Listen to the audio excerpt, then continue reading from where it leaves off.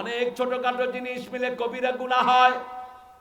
প্রতিদিন দাড়ি ছাঁচে, দাড়ি ছাঁচতে ছাঁচতে ছাঁচতে ছাঁচতে এক সময় রিবিলিয়েন্ট হয়ে ওঠে। প্রতিদিন টাকনুর নিচে কাপড় পরে, পড়তে পড়তে এক সময় বেয়ারা।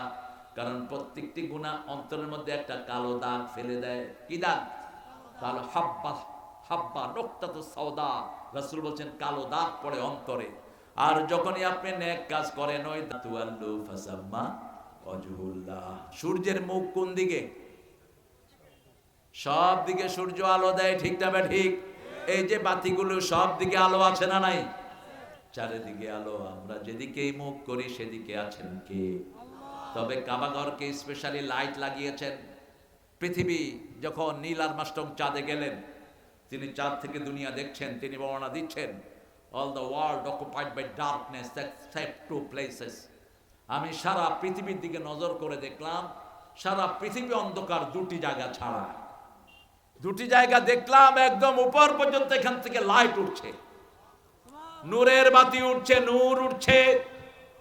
আমি দুনিয়াতে এসে খুঁজতে লাগলাম, একটা জায়গার নাম মক্কা আর একটার নাম মদিনা। দুইটা থেকে আলো উঠছে উপরের দিকে। এই জন্য রাসূল বলছেন কখনো মক্কাকে পিছন দিক দিয়ে বসবা না, মক্কাকে সামনে রাখবা, ওখান থেকে লাইট আসে, ওখান থেকে নূর আসে। মক্কার দিকে ছ্যাপা ফেলবা না। রাসূল বলছেন সাল্লাল্লাহু আলাইহি ওয়াসাল্লাম, যারা মক্কার দিকে ছ্যাপ ফেলে, ওই ছ্যাপ জমা করে আল্লাহ তার কপালে মেরে দিবেন কিয়ামতের ময়দানে। কাবার দিকে থুতু ফেলা জায়েজ নাই। আবার মসজিদে যখন দাঁড়ালেন নামাজের সময়, অনেকে মসজিদের মধ্যে থুতু ফেলে, কফ ফেলে। আপনারা না, রাসূল দেখলেন সাল্লাল্লাহু আলাইহি সাল্লাম দেখলেন যে মসজিদের বেড়ার মধ্যে, খেজুর পাতার বেড়ার মধ্যে কিছু নাকের নস্যি লেগে আছে। রাসূল নিজ হাতে সেটা পরিষ্কার করে দিলেন। সুবহানাল্লাহ। মসজিদে গেলে আমরাও পরিষ্কার করব, রাজি আছি তো? জাতীয় কবিকে শুধু সেলিউট দিতে ইচ্ছা করে। জাতীয় কবি বলেছেন, আমার হাতটা যেন মসজিদের ঝাড়ুদার হয়, যেন কানে শুনি সদা তোমার কালাম, হে খোদা চোখে যেন দেখি শুধু কোরআনের আয়াত, শুনো আমার মুনাজাত, শোনো শোনো ইয়া ইলাহি আমারি মুনাজাত, শোনো মসজিদেরি ঝাড়ু বরদার হোক আমারে হাত, শোনো আমার মুনাজাত।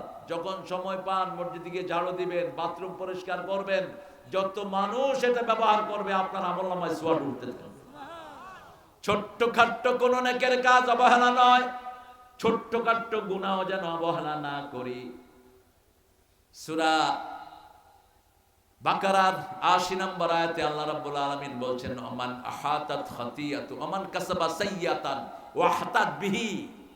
যে একটা ছোট্ট ভুল করবে, সগীরা গুনাহ, তাই মারবুতা, ছোট্ট গুনাহ, মান কাসাবা সাইয়াতান ফাআহতাত বিহি খাতিয়াতুহু উলাইকা আসহাবুন নার। ওই ভুল বারবার বারবার করছে, ওই ভুল তাকে জাহান্নামে নিয়ে যাবে। অনেক ছোটখাটো জিনিস মিলে কবিরা গুনাহ হয়। প্রতিদিন দাড়ি ছাঁচে, দাড়ি ছাঁচতে ছাঁচতে ছাঁচতে ছাঁচতে এক সময় রিবিলিয়েন্ট হয়ে ওঠে। প্রতিদিন টাকনুর নিচে কাপড় পরে, পড়তে পড়তে এক সময় বেয়ারা।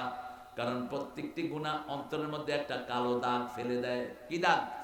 কালো হাব্বা, হাব্বা নোক্তাতু সাওদা। রাসূল বলেন কালো দাগ পড়ে অন্তরে। আর যখনই আপনি নেক কাজ করেন, ওই দাগ দূর করে দেন কে? এজন্য সব সময় নেকের সাথে থাকবো। আল্লাহ তৌফিক দান করেন। আল্লাহ বলছেন সফলতার জন্য 5টা গুণ লাগবে। কয়টা? প্রথম হলো ঈমান। প্রথম কি? আমরা বললাম ঈমান কাকে বলে, কাকে আমরা মুমিন বলবো?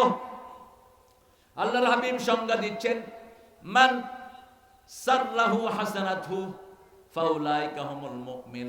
যার ভালো কাজ তাকে আনন্দ দিবে, সেই লোকটার নাম মুমিন। যার খারাপ কাজ তাকে ব্যথিত করবে, সেই লোকটার নাম হলো মুমিন। খারাপ দেখলে মনটা ব্যথিত হয়ে যাবে, এরকম আছে না নাই? যেমন আমাদের ছেলেরা এখন নামাজ পড়ে না, ক্লাস 5-এর ছেলেও বিড়ি খায়। বগুড়াতে নাই? হ্যাঁ, আজকে একটা ছেলের জীবনে দেখলাম 7 বছর 7 মাসে সে কোরআনের হাফেজ হয়েছে। বাংলাদেশের ছেলে 7 মাসে কোরআনের হাফেজ। আর আমাদের স্কুলে দেয়া হয় কত বছর? 5 বছরে পেলে, 6 বছরে নার্সারি, 7 বছরে কেজি, 8 বছরে কেজি 1, 9 বছরে কেজি 2, 10 বছরে কেজি 3। বুড়ার বাপ, শেষ জীবন। ঘাড়ের উপরে এত বড় বইয়ের গাঠি, মনে হয় গুদামের বোঝা টানতেছে। কি হবে এই পড়াশোনা দিয়ে? হচ্ছে তো, দেখেন না হচ্ছে। নিজের বিবির খবর নাই, 26 বছর স্বামীর অধিকার আদায় করেন। যাকে যেখানে বসাইছে চুরি দাঁড়ি করে শেষ। ছাগল কিনছে 15 লাখ টাকা দিয়া। কার টাকা? কার টাকা?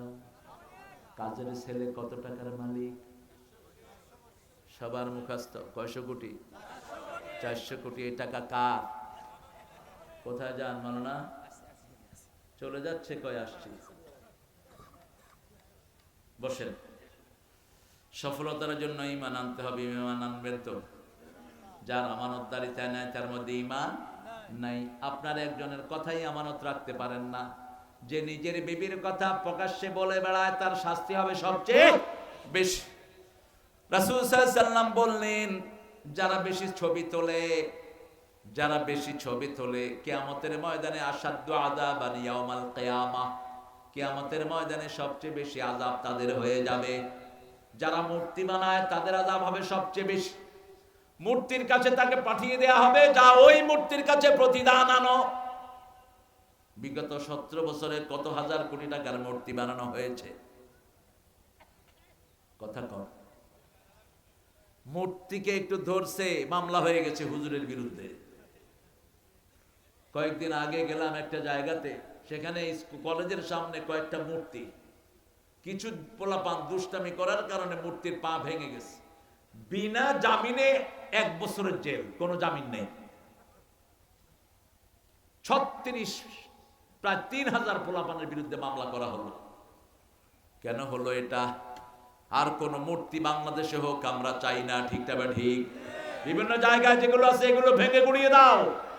ওগুলো কেন রেখেছো? এক শয়তানের মূর্তি নামিয়েছো, আরেকগুলোর কেন রেখেছো? মূর্তি বানানো কোনো মুমিনের কাজ নয়। কার কাজ? হিন্দু ভাইদের, আপনারা যে মূর্তি বানান এটার পিছনে কোনো দলিল নাই, আপনাদের কোনো কিতাবে নাই, আপনারা আন্দাজে বানান।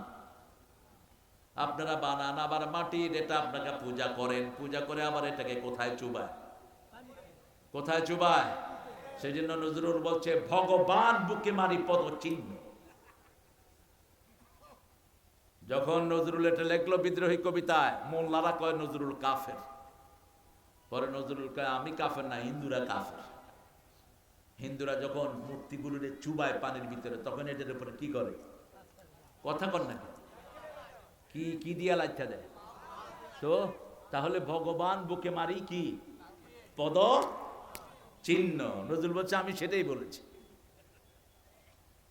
বড় কৌশলী ছিলেন, আল্লাহ লোকটাকে মাফ করে দিক। জোরে বলি আমিন। কত সুন্দর লেখা তিনি উপহার দিয়েছেন। আর আমরা জাতীয় সঙ্গীত করলাম এই চোরের একটা কবিতারে।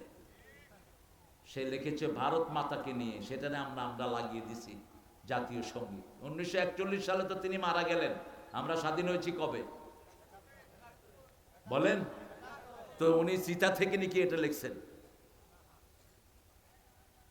আমার সোনার বাংলা আমি তোমায় ভালোবাসি। কাকে ভালোবাসেন? আল্লাহ বলছেন, আল্লাযীনা আমানু আশাদ্দু হুব্বান লিল্লাহ, সূরা বাকারা। যারা ঈমান এনেছে সবচেয়ে বেশি ভালোবাসবে কাকে? আল্লাহকে। যাকা তাআমুল ঈমান মান রাদিয়া বিল্লাহি রাব্বান ওয়া বিল ইসলামি দীনান ওয়া বিমুহাম্মাদিন নাবিয়্যান ওয়া রাসূলা সাল্লাল্লাহু আলাইহি ওয়াসাল্লাম। যে আল্লাহকে ভালোবাসবে, আল্লাহ তাকে ঈমানের মজা দিয়ে দিবে।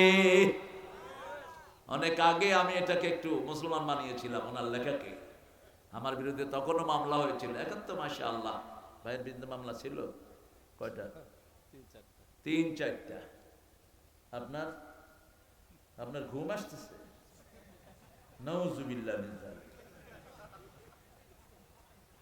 ঘুমাচ্ছে? হায় হায়, আসেন এখানে কথা বলেন।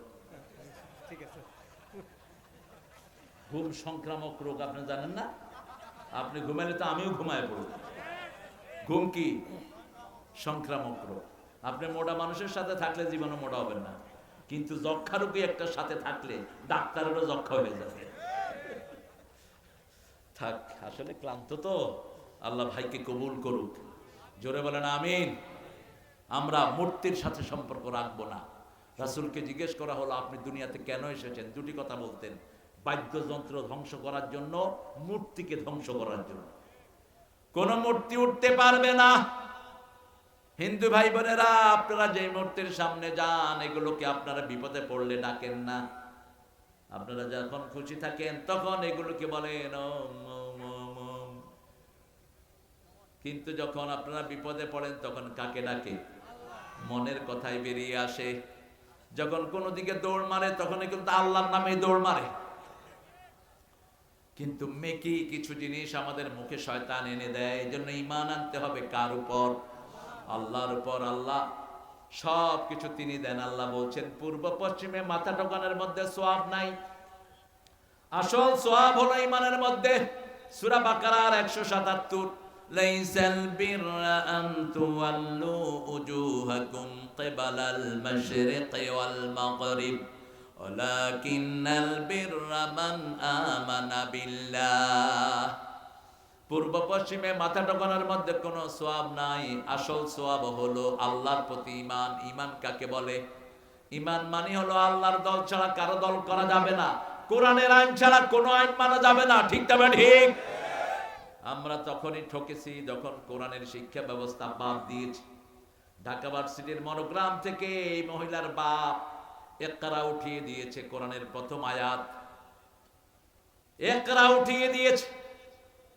ইসলাম যত জায়গায় ছিল মুছে দিয়েছে। কবি নজরুল ইসলামের নজরুল হল ছিল, সেখান থেকে ইসলাম মুছে শুধু নজরুল হল।